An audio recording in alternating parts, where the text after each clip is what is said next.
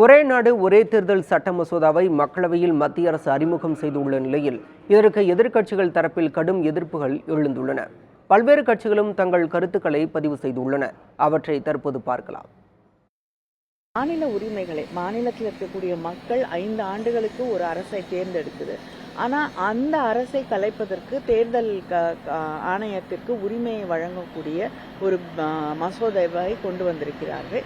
இது மட்டும் இல்லாமல் மாநிலத்தில் இருக்கக்கூடிய பிரச்சனைகளையும் ஒன்றியத்தில் இருக்கக்கூடிய பிரச்சனைகளையும் நாடு முழுவதும் இருக்கக்கூடிய முக்கியமான விஷயங்களையும் ஒரு குழப்பத்தில் கொண்டு போய் நிறுத்தி இந்த தேர்தலில் மாநில கட்சிகள் கொஞ்சம் கொஞ்சமாக வழிவிழக்க செய்யக்கூடிய ஒரு தேர்தலை நோக்கித்தான் இந்த சட்ட மசோதா நம்மளை அழைத்து செல்லும். அதை தாண்டி இது ஒரு பிரசிடென்ஷியல் ஸ்டைல் ஆஃப் கவர்மெண்ட்டுக்கு தான் வழிவகுக்கும். இது அடுத்த கட்டம் அங்குதான் போய் நிற்கும். இது அதனால நம்மளுடைய மாநில சுயாட்சிக்கு அடிப்படை உரிமைகளுக்கு எல்லாவற்றிற்கும் எதிராக கொண்டு வரப்பட்டிருக்கக்கூடிய ஒரு மசோதா. ஸ்டாலின் அவர்கள் அதற்கு எதிர்ப்பு தெரிவித்துக் கொண்டிருந்தாலும் கலைஞர் அவர்கள் இருந்த பொழுது இந்த ஒரே நாடு ஒரே தேர்தலுக்காக ஆதரவு தெரிவித்தவர் தான். அவருடைய நெஞ்சுக்கு நீதி அப்படின்ற புத்தகத்துல இதே ஒரே நாடு ஒரே தேர்தலுக்கு அவர் ஆதரவு தெரிவிச்சிருக்கார். இன்னைக்கு ஸ்டாலின் அவர்கள் மத்திய அரசுல கூட்டணியில இல்லைன்றதுனால எதிர்ப்பு தெரிவிக்கிறாரா, எதுக்காக என்பதை நிச்சயம் விளக்கணும். ஆனால் இன்னைக்கு எதிர்கட்சி தலைவர் ஆதரவுங்கிறார். ஒவ்வொருவருடைய நிலைப்பாடு ஒரு மாதிரி இருக்கு. தேசிய முற்போக்கு திராவிட கழகத்தை பொறுத்த வரைக்கும் ஒரே நாடு ஒரே தேர்தல் அப்படிங்கறத ஒரு வார்த்தையிலயோ ஒரு வாக்கியத்திலயோ இது முடிச்சிட முடியாது. 140 கோடி மக்களுக்கு மேல இன்னைக்கு இந்தியாவில மக்கள் தொகை இருக்கு. இந்த அத்தனை பேருக்கும் இந்த அரசு இதற்கு பதில் சொல்லணும்.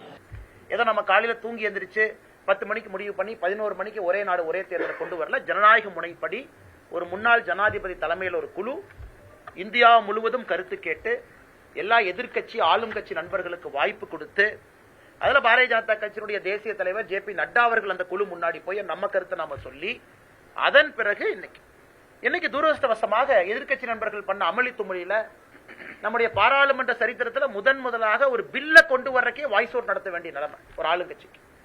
269 வாக்குகள் நாம் கொண்டு வந்திருக்கக்கூடிய பில்லுக்கு ஆதரவாக, இந்த மசோதாவுக்கு ஆதரவாக 269 ஓட்டு வாங்கி இந்த பில்லை நம்ம பிரசன்ட் பண்ணிருக்கோம். அதனால் உண்மையாலும் நம்முடைய பத்திரிகை நண்பர்களுக்கும் தெரியும், யாருக்கும் எதிரானது இது கிடையாது. காலம் நிறைய இருக்கு, சூழல் நிறைய இருக்கு, எல்லோரும் நம்மை தயார்படுத்திக் கொள்ளலாம். ஒரே நாடு ஒரே தேர்தல் மூலமாக நம்முடைய நாட்டில் டெவலப்மெண்ட் ஓரியன்டட் பாலிடிக்ஸ் வருவதற்கான சாத்தியக்கூறு.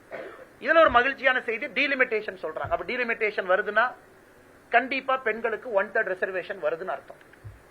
அதை நம்ம இந்த பில்ல இல்லை என்றாலும் கூட நாம் அதை we can read between the lines.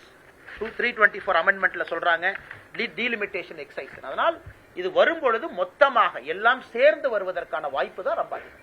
Delimitation நடந்திருக்கும், 1/3 பெண்களுக்கான ரிசர்வேஷன் இருந்திருக்கும், ஒரே நாடு ஒரே தேர்தல் போயிருக்கும்.